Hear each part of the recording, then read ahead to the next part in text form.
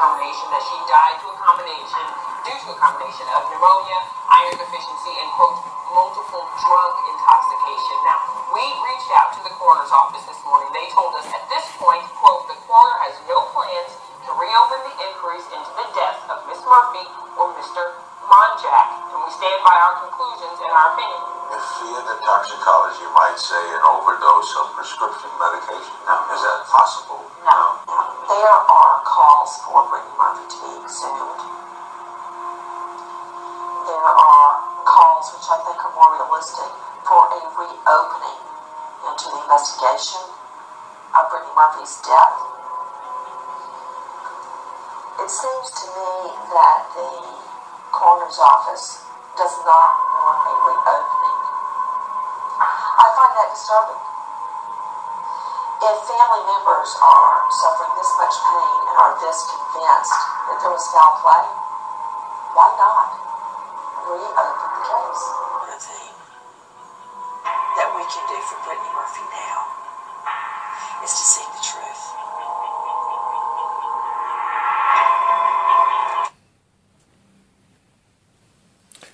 Same thing that happened to Brittany Murphy is happening to me. I don't understand what technology is being used, but I keep getting these puffs of noxious fumes in my face almost wherever I go.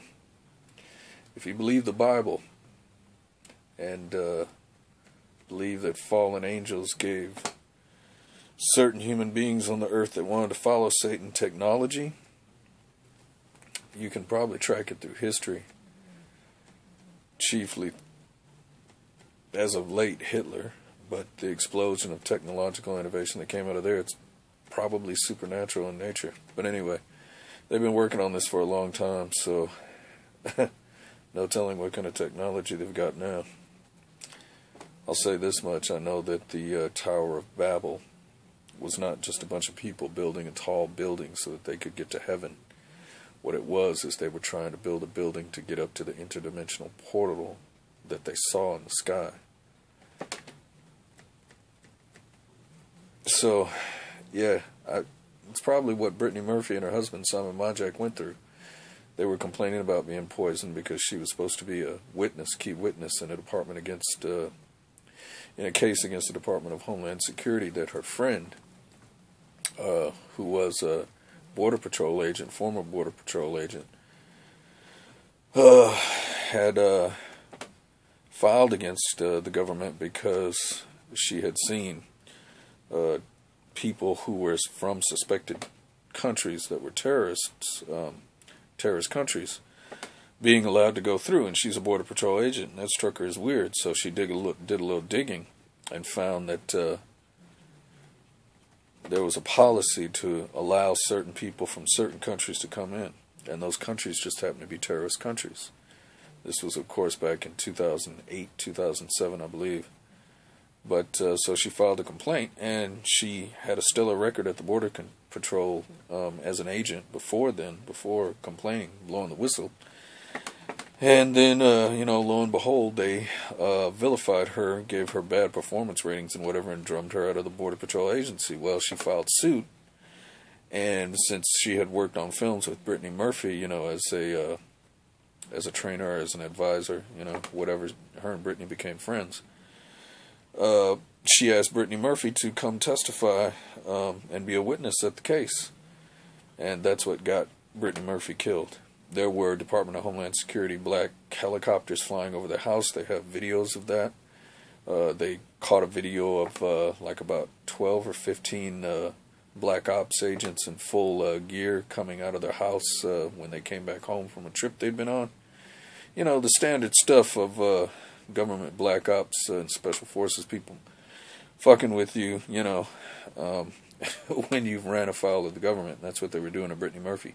They could not let Brittany Murphy testify in a case that this Border Patrol agent had against them for allowing terrorists basically into the country, much like Fast and Furious, because she was so famous, and her she crossed generations. You know, her films, she was such a good character actress that her films had crossed generations from the old to the young. You know, the last film she did, one of the last films, was 8 Mile with Eminem.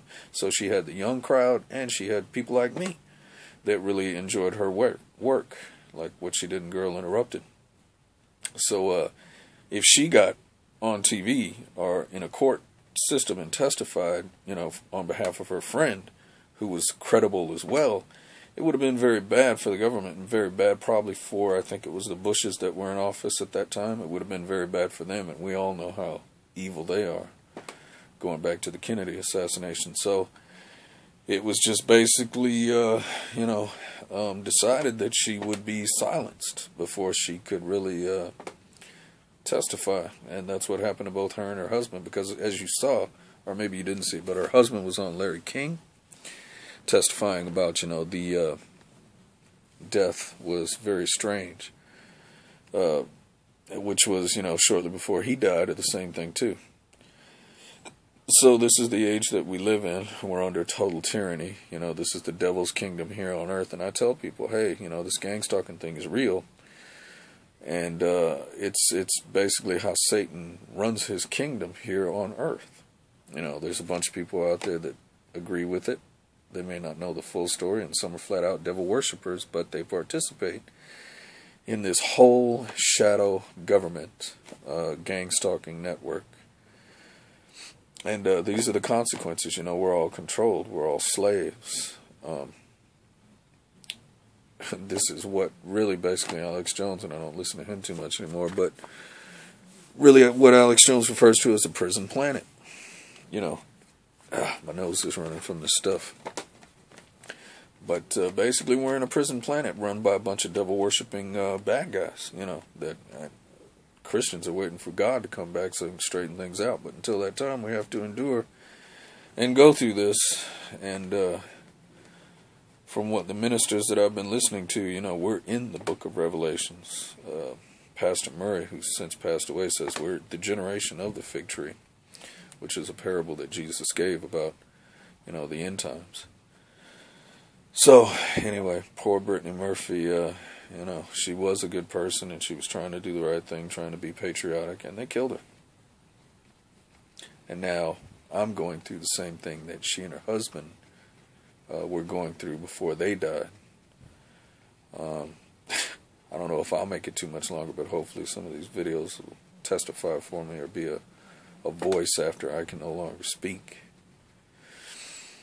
So anyway, folks, wake up out there. This reality that you look at every day, it's not real. True reality is like a science fiction movie. Anyway, God bless.